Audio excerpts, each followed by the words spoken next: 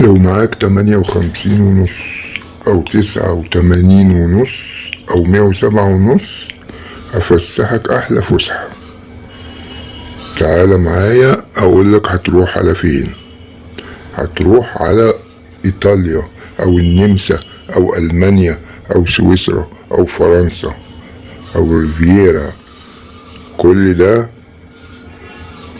ببلاش، كل ده ببلاش يا بلاش. بس مش الأيام دي. شايفين النتيجة اللي فوق؟ سنة 1952 الكلام. أنا الجني.